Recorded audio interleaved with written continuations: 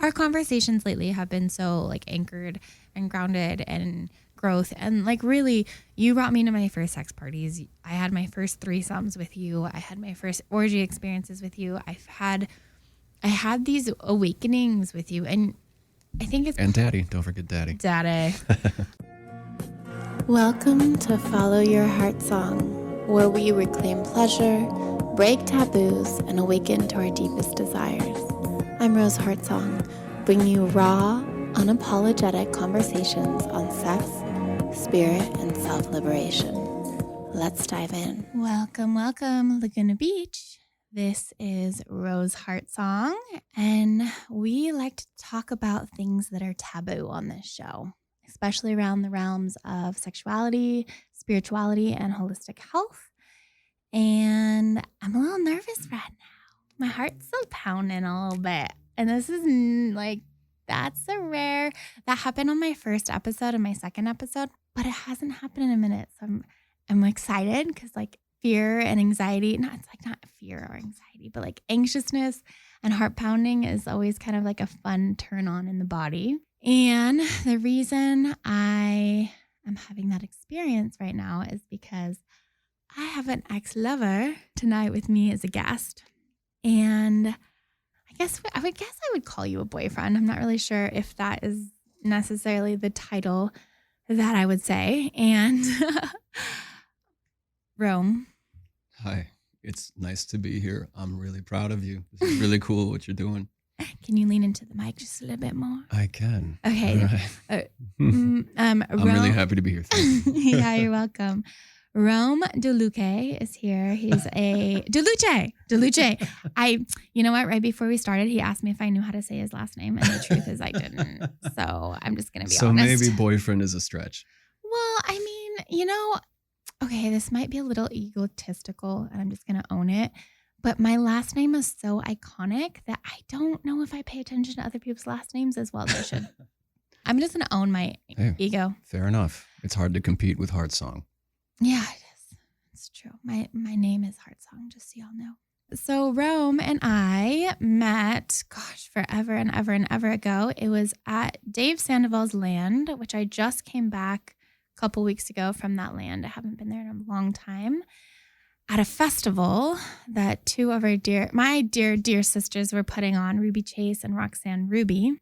And you and Ruby Chase were doing an album together. Mm-hmm.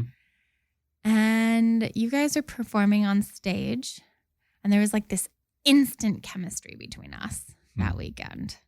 And when was that? Gosh. That album came out 9 years ago, so it has to be 9 or 10 years ago now, yeah. Wow. I'm so impressed with us right now. Yeah.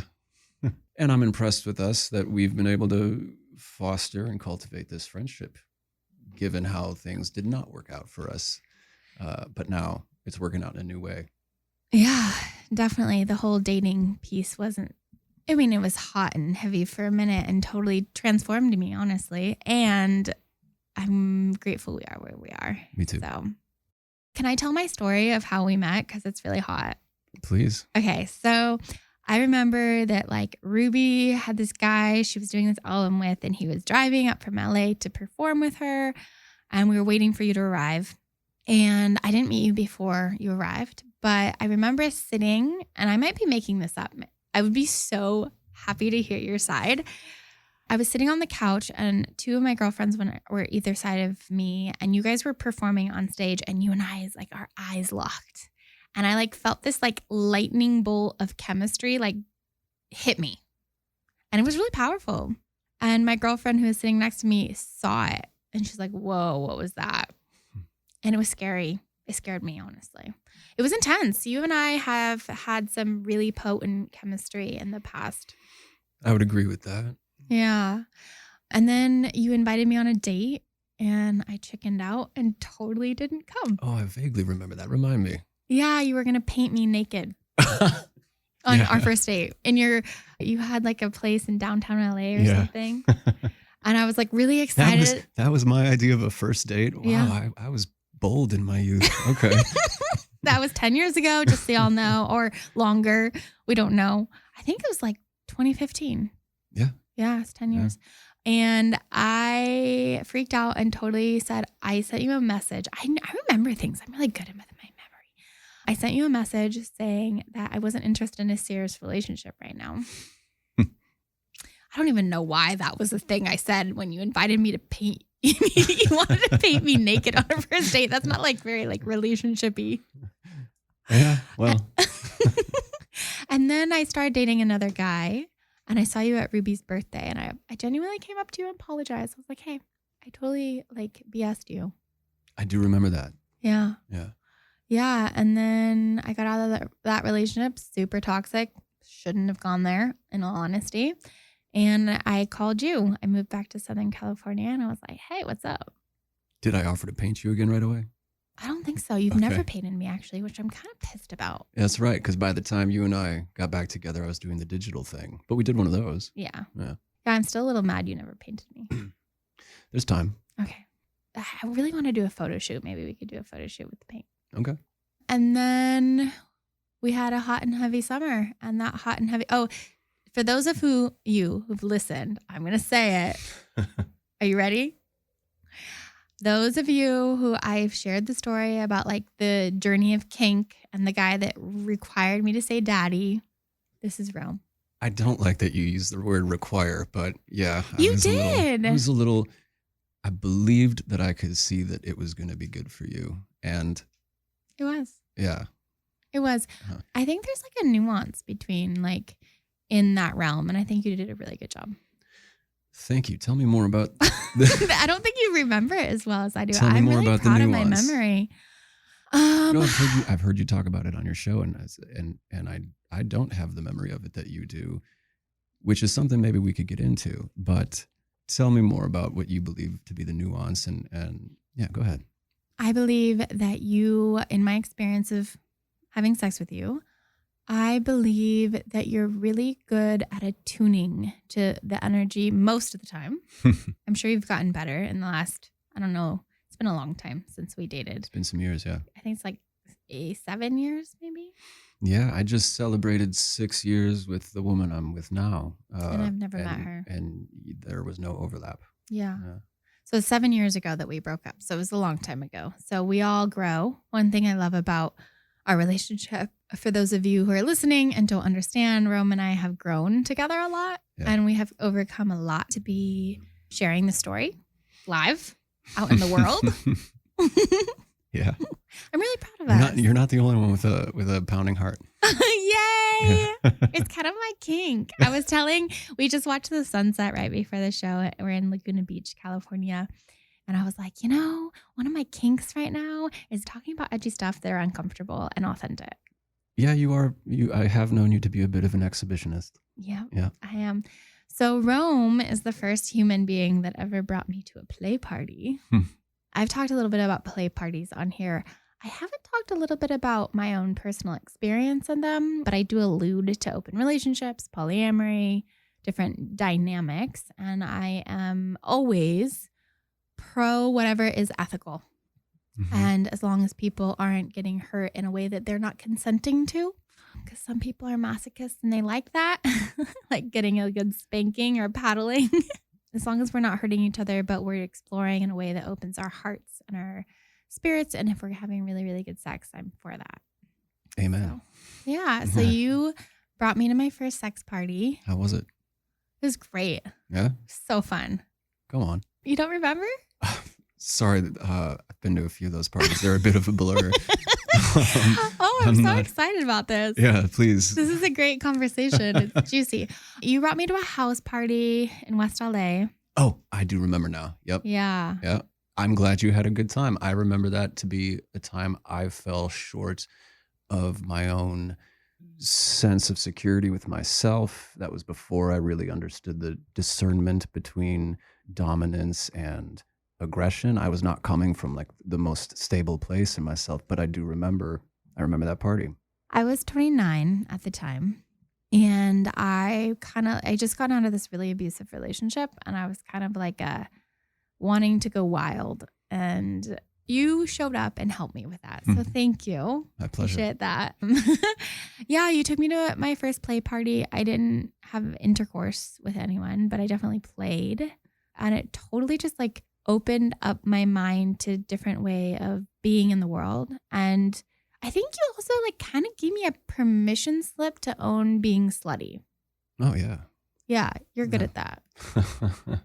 Nothing is hotter to me than a woman who is getting it the way she likes. Mm-hmm. And I remember there were 2 moments at that party that stick out to me. One was like, yeah, I wanted you to be flirty, and you were new and you command a lot of attention, and I like that. So, you were pretty swarmed. And I was like, cool, do your thing. And we're here together.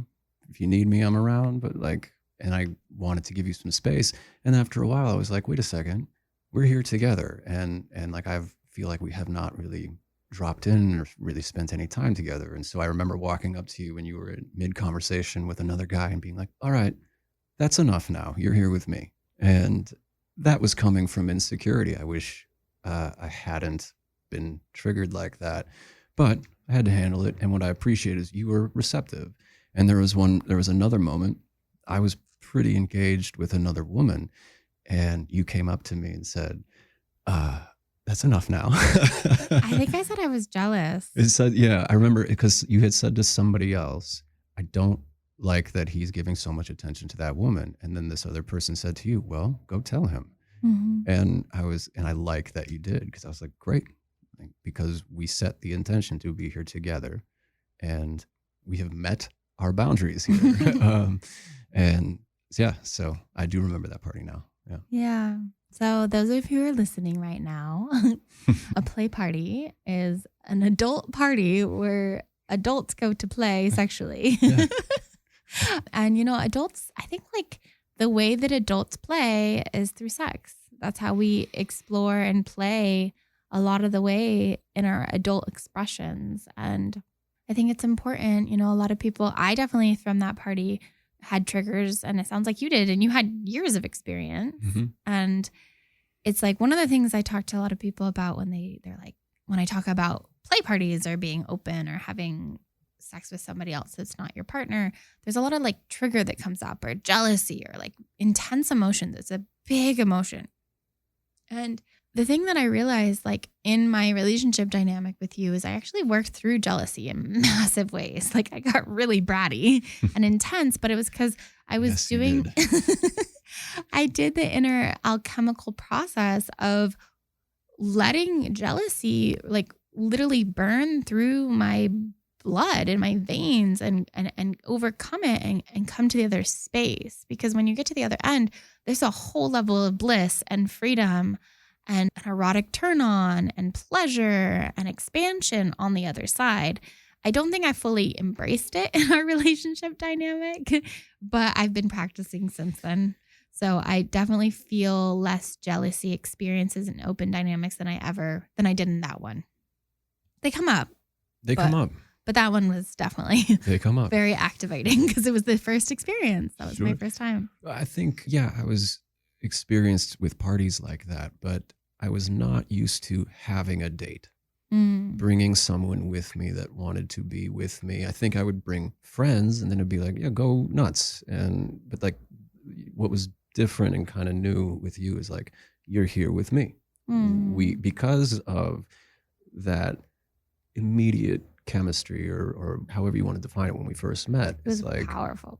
Okay, let's lean into this. You're here. We are here together. And we both had to, we're both very strong in our individuality. No, really? So to consider another person's feelings in a setting like that was new to both of us. And yeah, I think it kind of, I would say, I don't know what I would say. Yes, I was experienced with parties like that, but it was new for me to have the container, to be responsible for setting and maintaining that container. That was a new exploration for me. So when you say container, I want to kind of explain that a little bit, because there's a way in which to do sex parties or open dynamics that can be no container. Right. And that can be really messy Mm-hmm. and be very toxic. And I think because of that type of dynamic, I'm not saying that's what we had, but it does happen in the poly and open community. The poly and open community can get a really bad rap because of it.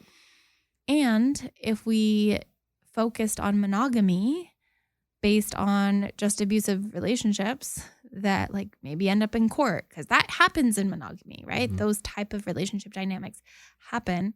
If we just focused on that and highlighted that, then we wouldn't see all the beauty. And I think we're programmed in our societal conditioning based on religion primarily, but other reasons that, monogamy is the only way. And I'm not saying that polyamory or open relationships is the only way or monogamy is the only way. It's just that there's so many different nuances, and that when one does a container, it's kind of like creating a safety space or a safety net. Yeah, I'm all about, and whether it's in a monogamous relationship or a polyamorous relationship, it's just when you look at one person and you connect with them, and you every relationship is a illusion co-created by the people involved, and you agree on what your illusion is, and that is our container, and that is, and so here's how we honor this, here is how we find the honesty and the truth in this illusion. And if somebody breaks away from that, it doesn't matter if it's a monogamous framework or if it's a polyamorous. If somebody's going to break out of that, that's betrayal. And one thing that comes up a lot in talking about non-monogamy is like, oh, it's cheating. No, sex is not cheating. Betrayal is cheating. And betrayal happens no matter the framework of the relationship. And monogamy is what people sort of default. Monogamy is like what a lot of people default to because it's what they've been told is how it should work. I'm not here to advocate for one or the other. I know a couple of monogamous partnerships. The woman I'm with now, her parents together 35 years, still hot for each other, only have eyes for each other. And like, that's a real thing. They just adore and respect each other. And it's been beautiful to see. Monogamy, that's the default. Some people, myself included in the past, would go to polyamory to have their cake and eat it too, or because they're so afraid of intimacy. So it's like, I can't give too much of myself to one person ever again, so I'm gonna spread it out. And yeah, so people who engage in poly, like, they're just like with monogamy, they're coming at it from this place of fear, self-preservation, ego gratification. And just recently, like, yeah, I'm not monogamous. I don't practice monogamy, but I haven't been with another woman in a year and a half, because what the container that I've been cultivating with this woman I've been with is like, and I credit her for like bringing my feet down to the ground a lot. But I had to learn, like, I'd take her to parties and there would be women that would come around, and it's like, I can see that they're not really respecting the container that this woman and I have agreed upon. And men too, they'll try to swoop in there and have at her because she's a fox. But I remember her response to me with some of the women that would come around and be disrespectful. She'd be like, I don't like her. And I'd be like, well, you're being insecure, and this is like, stop it. Let's have some fun. Well, she's disrespecting us, and she's trying to get at you. And I'd be like, well, let her try. It's not going to happen, and we can have some fun in the meantime. And now, like, my attitude is, yeah, if you disrespect my woman, if you disrespect our container, you don't come anywhere near me. And so it's like, yeah, I'm still, I guess you would call poly, but only in the sense that I'm not going to deny a genuine connection. And that has made a big difference in like keeping the containers pure. And it's like, just what is this genuine connection and where does it go? You and I have a genuine connection. I made another album with a woman. She and I have a genuine connection, but we'd never had a physical relationship. So it's just been like, okay, yes, there's intimacy. There can be romance. There can be eroticism, but what is the agreed upon container? Yeah. I think that's one of the things I love about the ethical open dynamics Like, I feel like the poly world, or like the ethical non-monogamous world, there is almost this learning curve of learning how to communicate boundaries and consent. Mm-hmm. And then that creates a healthier relationship container. Mm-hmm. Not all, I don't want to paint all good or bad.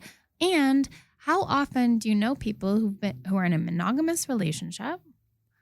They're married, they're getting married, or they've gotten married, and they never sat down and had a conversation with their partner about what marriage means, or what the agreement is in marriage, or what monogamy even means. Like, I coach people who are monogam. I guess you would call it like monogamish.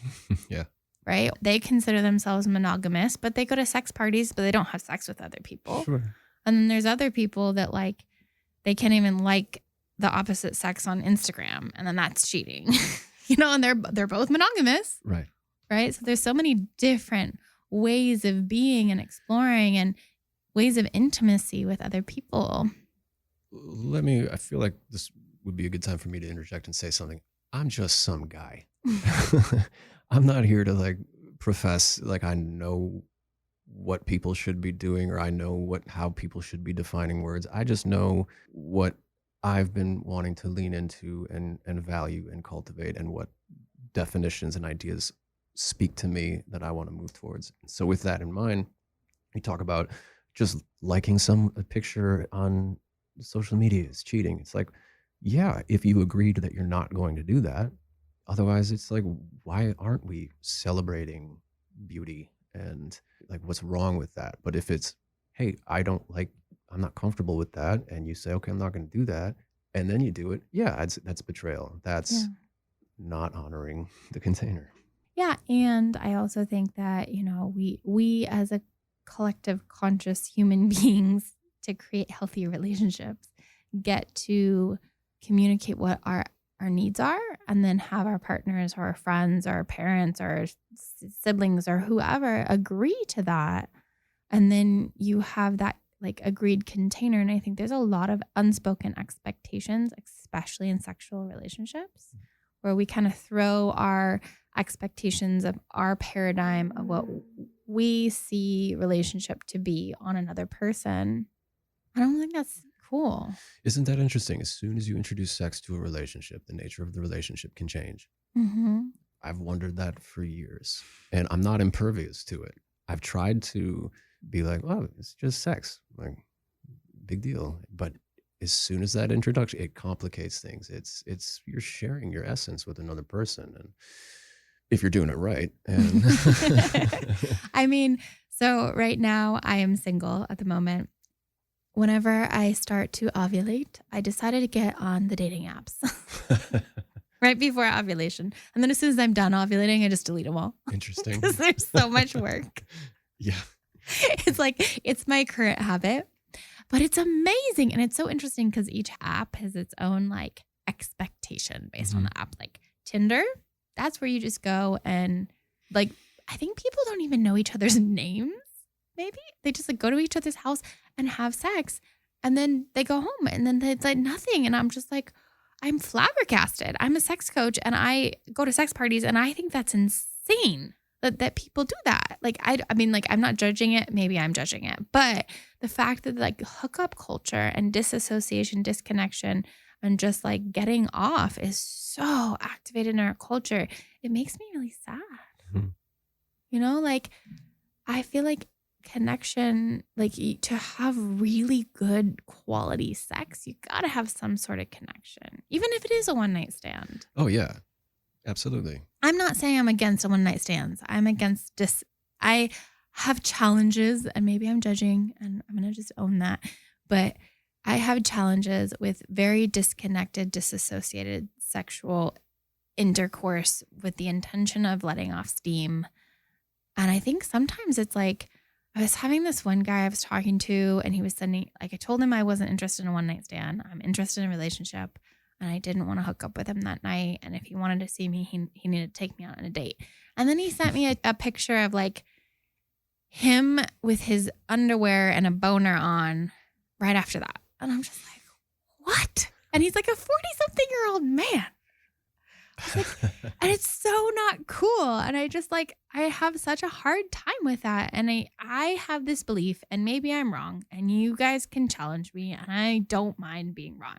But I have this belief that if you dip your toes into ethical non-monogamy, and some sort, ethical being the primary one, even if you just read a book on it, you don't have to do anything ever, that you might learn a way in which to communicate and to deepen and to understand what you want and what you desire and what your turns ons are and what's your no for you. And I think it's really important.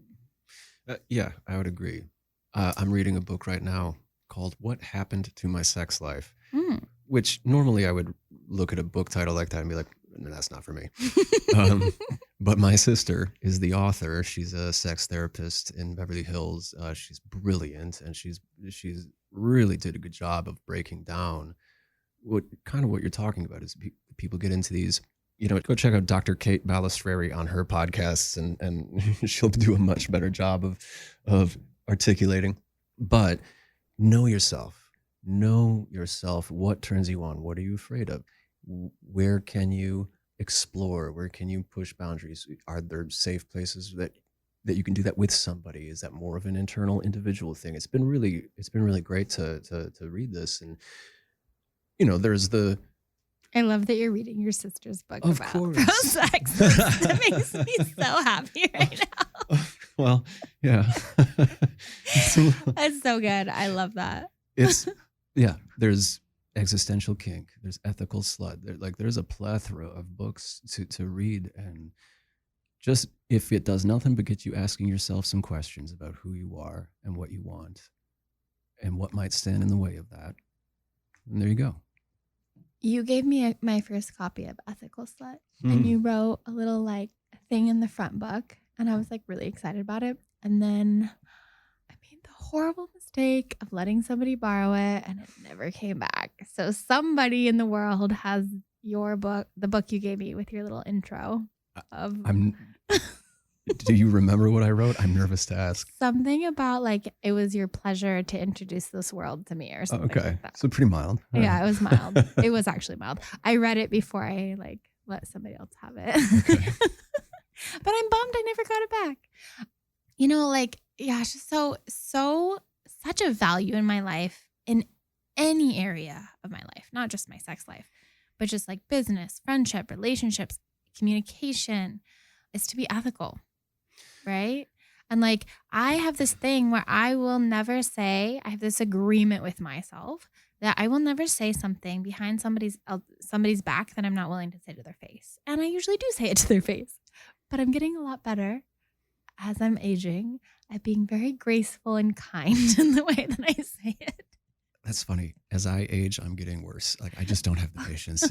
I'm here's the line. You crossed it. I'm done. Yeah. And to be fair, I've been the one who crosses the line many times, and I've tried to learn from those mistakes. Yeah. Well, we're all human, and we all try things, and that's one thing a lot of times when I work with my clients and they're trying new sexual experiences and they don't know exactly where their boundaries are, I kind of celebrate when their boundary gets crossed the first time, because I'm like, look, there's a boundary. We know what it is now. That's so exciting. Let's just make sure you don't cross it again for yourself or your partner, because that's when it gets toxic. I guess one of the things that I do want to talk about is something that I find is a question a lot of men ask me, actually, is, I see a lot of more submissive men or feminine men or nice guys is a really good way to play it. There's a lot of really nice guys out there, and they're playing nice guy, and they're afraid to be more. The word dominant is the word that comes up, but I think they're afraid of the word dominant. So I guess the word I want to replace with is more a leader in the bedroom. And they're kind of they come to me afraid of the Me Too and making sure that they're respecting the woman and they're not disrespecting, and they want to be the nice guy that's really nice. But the problem is us women, we don't really want to have sex with the nice guy. We're not really turned on by the nice guy most of the time. We can be sometimes, but it's not a consistent, sustainable thing. And When you're ovulating and you're on the apps, are you swiping right on the nice guys? I'm just kind of like, whatever, a hot guy is there. I just went through a round of, I actually found this new dating app that I really like. It's rare that I do that. I just got on it. It's called Duet. I've been hearing about that one. I'm not on it. Yeah, it's really quite lovely. And you can send voice messages, which is like one of the things I like the most about it. I got kicked off a field. Did you? Yeah. Let's circle back to that. I imagine you got to work pretty hard to get kicked off a field. So, all right. To your point, and I'll speak to my own experience. Again, I'm just some guy. There's a difference between a nice guy and a good man. And I've vacillated. And earlier you spoke of my attunement. I'm so glad that your experience with me was a positive one, and because there is a fair share where I failed to attune as well as I should have, and I failed to be the gentleman that I purport myself to be. I thought I'm going to be dominant, so that means being in control. But what I've learned is being dominant for me is I just have the only thing I can be in control of is myself. I must, mentors taught me and tried to hammer home to be a master of oneself, and that is it. And, there are men who will go around saying, I want a submissive woman. And I think they're setting themselves and the woman up for some failure and some pain. It's like, I don't want a submissive woman. I want a fierce, strong, brilliant broad, like who takes no prisoners. But I want to be so strong in myself and so clear in my direction, so mindful, and like that this fierce, not submissive woman can relax and surrender. And not to say that to surrender to me, but like we surrender to this thing together. And yeah, I like to take the lead. But that needs to be earned. And that needs to be earned. It needs I to like be that you earned. said that, because I think a lot of times men are just like, I don't know, there's like this concept or idea of dom sub, the energy of it. And I genuinely, like, I kind of want to not even use those words. I've been moving away from them myself. Yeah, but I think it's a deep yearning that human beings have. And it's an art. I am so glad you brought that up. Because you're an artist. And it's an art, and it's a dance. It's and a dance. It's a development, and it's a learning, and it's a study, and it's a practice. You mentioned earlier that play parties, sex is play for adults. And I agree with that. I am of the belief that creative energy and sexual energy are the same thing. Oh, totally. And so that sense of play, and it's a dance, it's a practice. Yeah, I agree. It's art. Yeah, I've shared recently that I'm kind of going through a journey with, actually I just went through this last week. I did a 3-day water fast, and I'm so proud of myself. That was one of the hardest things I've ever done in my whole life. And it's to help do some healing. I'm working through some yeast problems that have been kind of chronic for the last couple of months. So I'm currently not intimate at the moment with anyone. I'm a sex coach that doesn't have sex. Anyways, but I feel very sovereign. And that's a lot of the things I teach is like, I'm very much in control of my sexual energy. I don't feel like I'm going crazy. I'm using it as fuel and as a way to like create. It's a creative energy. And I think when we can harness our sexual energy and channel it for creation and use it as a tool, it can be one of the most incredible superpowers a human being can have. I've actually gotten really good at that in the past and in the last couple of months of just really focusing on who I am and creating that energetic container within myself. And I don't feel lack in the moment. Like I don't feel need of like masculine attention or validation. I feel very happy and home in my own self. And I'm very proud of that actually right now. And I know that when I'm ready to have fun, like last time I had sex, which was I think like 4 months actually. It's been a minute, 3 months. I had sex with 2 guys in one day. I went to a play party the night before. So it's like I kind of go some extremes, Sure. right? But let's be real. Most people are starving for real connection, hot, steamy sex, and honest communication. In my private coaching, we strip it all down. We explore tantra, kink, power dynamics, and the parts of you've been taught to hide. I help you name your deepest desires, clear that shame, and stop settling so you can become sexually sovereign. That means your sexuality doesn't run you, you own it. You move with intention, not impulse. Whether you're in a couple or flying solo, I am your sex coach, your truth mirror, and your no BS cheerleader for living a bold, ethical, and turned on life. Apply now for a complimentary 30-minute consultation at roseheartsong.com if you're ready to stop performing and start thriving in your erotic truth. Talk to you soon. they both knew about each other. It was all consensual. Everything was completely agreed upon in between. And I was choosing it. And it was what I wanted. And I think that's really important. I think, I have zero shame about that. I think a lot of women would have a hard time with that. Speaking of setting containers, I'm like, this is a container that you have set, and it's been a fun exercise for me. Like I'm trying to remind myself, I'm just talking to a friend. I don't know who's listening. I'm just having a conversation with a friend. Oh dear. All right. And, I think it's important we talk about it. Yeah. I don't disagree. I think, I don't think I would have faced my fear to speak on it so publicly if not for you. There was a time where I would have said, everyone needs to hear what I have to say.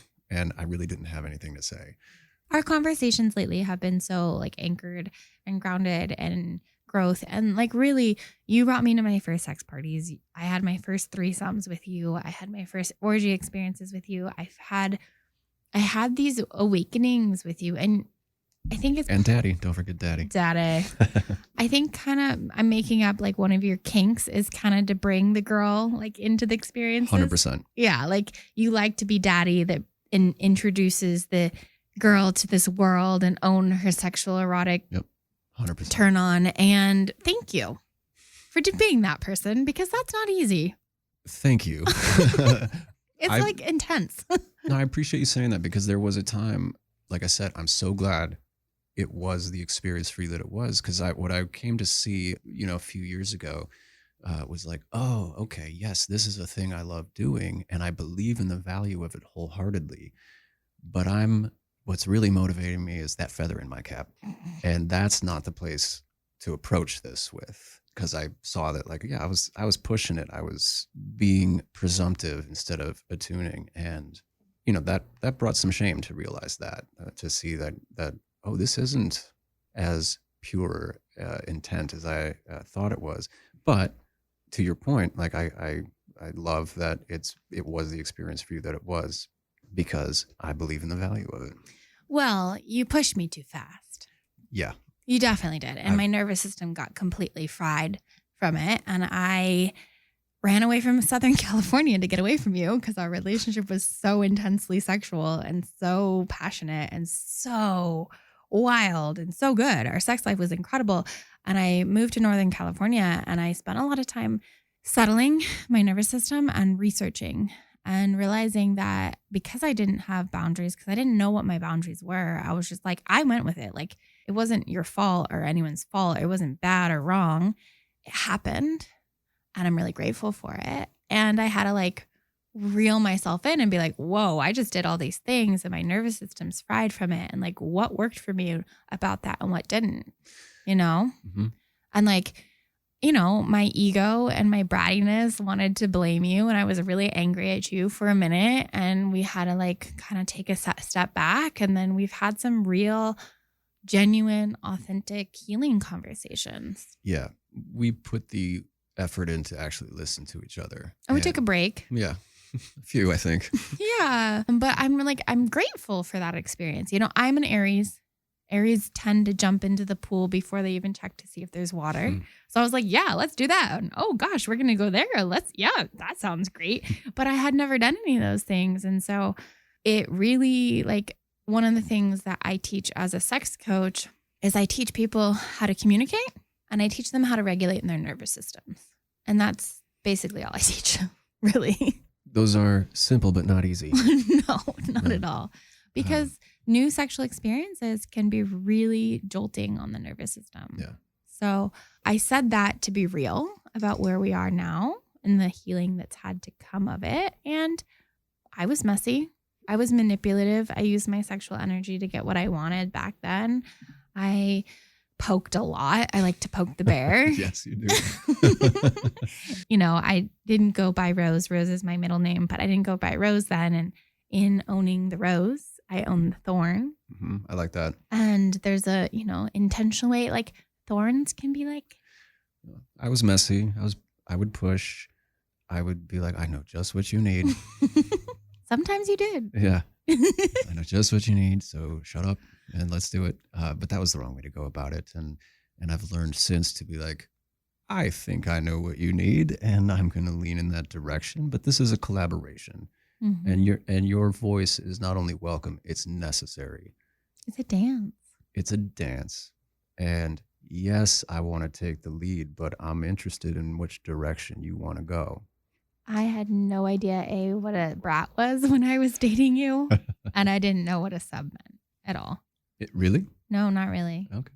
I like the concept of the possibility of what is. Like, I think that's what the majority of the people on the planet that don't study, dom sub dynamics think of what it is, or like step in and play with a little bit. It's everywhere. It is everywhere. People aren't, they're not cognizant of it maybe, but it is everywhere. It's so everywhere. Yeah. I know. I agree, actually.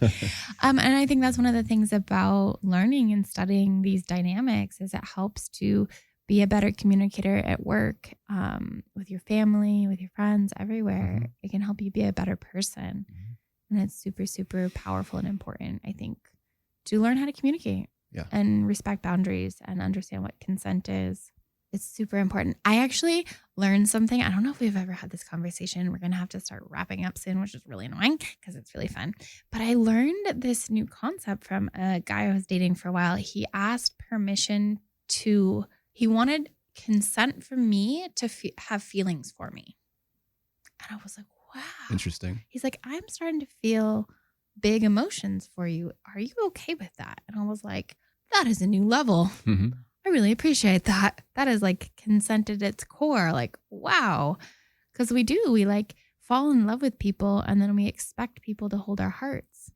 And they have to because we feel that way. Yeah.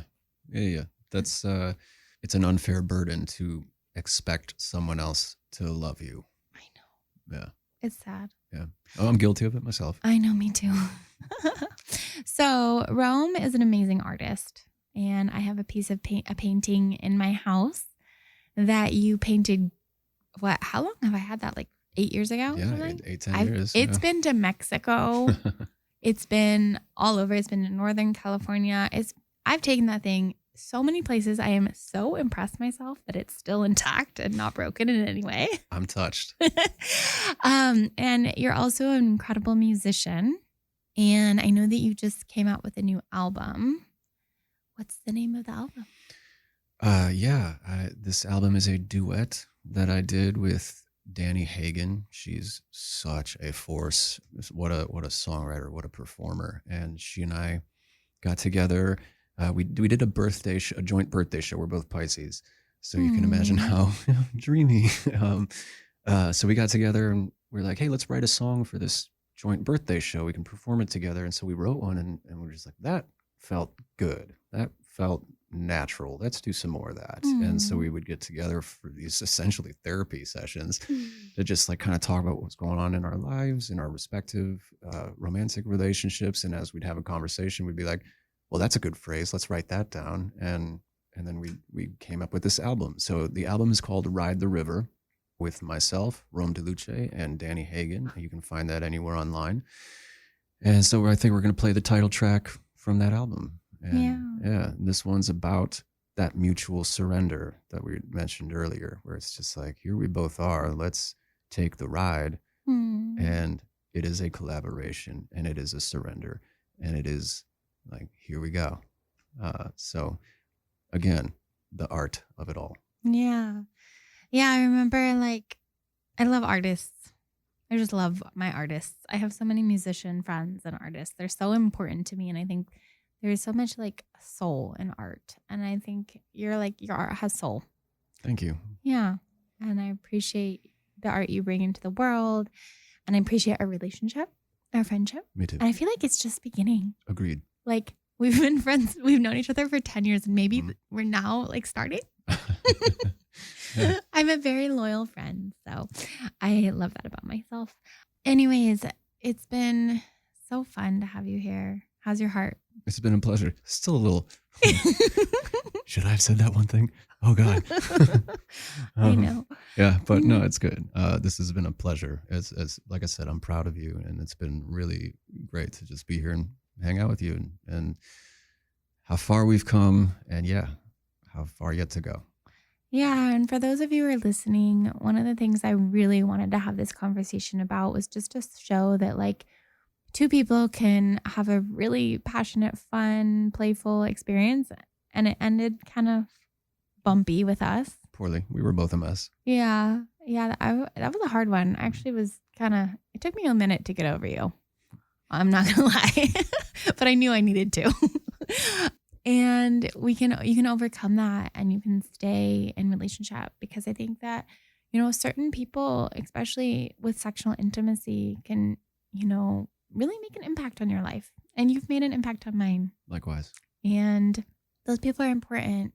And I think we can choose to stay in our ego and choose to be right that they're a monster or they're horrible to you or they did whatever they did. But it's really important to do the inner work to heal and to see how you played that dance and you were part of that dance. And, I saw how I was part of the dance and then decided to work on myself and I did. And then I came back and, I think that if I hadn't have done that, I wouldn't have the relationship with you that I have. And, I also have deep friendships with other past lovers and relationships that I have. And I don't know. Some people say you can't be friends with your exes, but I really don't believe in that at all. I don't believe in that. I think it's so possible. And, we are just friends for those that are listening, Rome and I. And it feels really sweet. And, I've put that boundary down for specific reasons and you're very respectful of that. So I appreciate you are very respectful with boundaries when they're put down. When they're clear. My boundaries when we were dating were not clear. So thank you for dealing with that chaos. And, I just want to say that it's important, in your life that if you're deciding to explore sexually or try new things to understand that there can be bumpy moments and that doesn't mean it's like the end of the world and that you can come out and you can heal and you can grow and you can work on your nervous system, learn how to communicate. And it's really beautiful and necessary and important. So yeah, look at us. I'm so proud of us. Look at us. I know. Is there any last words that you want to give? Boy, I don't want to leave dead air here as I sit here. I know me. I'm going to try to think of something profound and interesting or try to be funny, and I'm just going to sound like a buffoon. So, do you have any shows coming up or you listen to your album? That's what we're going to do. Yeah, there we go. Check out Ride the River. Do you have a website? I do, but it is so out of date. Just check out. You can see clips on Instagram and. What's your Instagram? Rome Deluce, all one word. RomeDaluce. And check out Ride the River by me and Danny Hagen. You'll see her all over my Instagram too. We're actually gonna play it in about how long is it? The whole album? No. The song. The song? I don't know, 4 minutes. Okay. Well, it was such a pleasure. I had so much fun. Thank you for coming all the way down from LA to hang out with me in Laguna Beach. My pleasure. This is Follow Your Heart Song with Rose Heartsong. And we talk about things that are taboo. And I think we talked about a little bit of taboo tonight. I hope you guys have a beautiful night. Thank you so much. And I'm going to be playing Rome's song to end up the show. And thank you and have a beautiful night.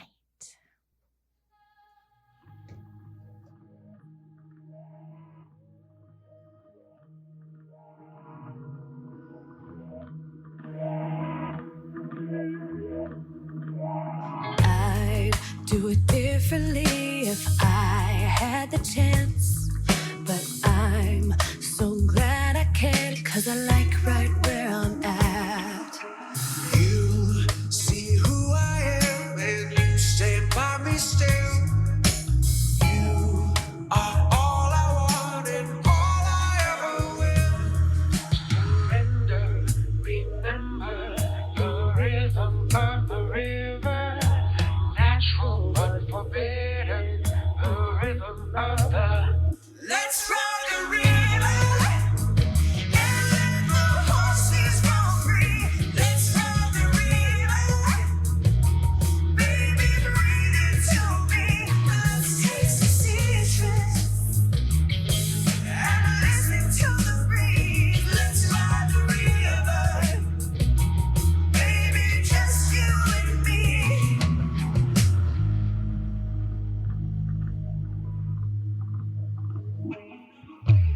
We might collide and we might lose control, but we will enjoy the ride and stay young in our soul.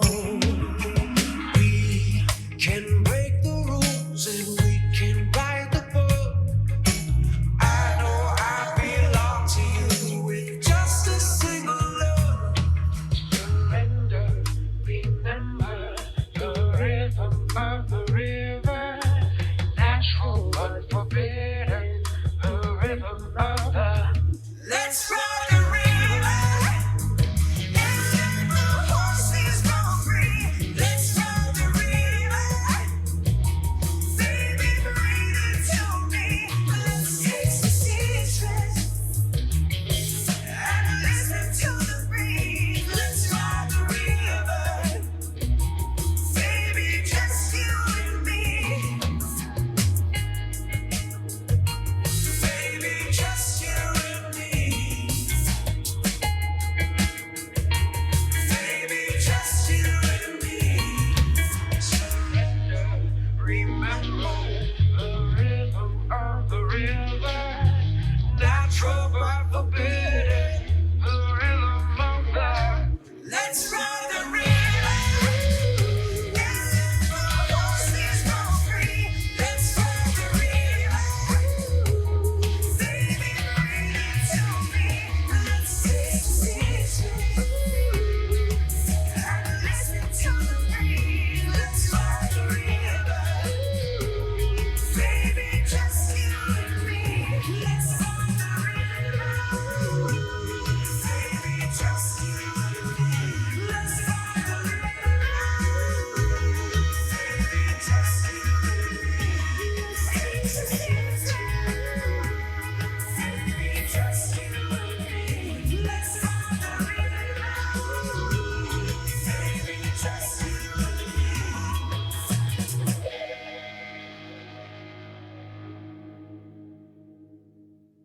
You felt that, didn't you? Let it sink in, take what you need, leave the rest, and always trust yourself. If this spoke to you, please follow, like, and share. That helps the message reach those who need it. Stay wild, stay free, and keep following your heart.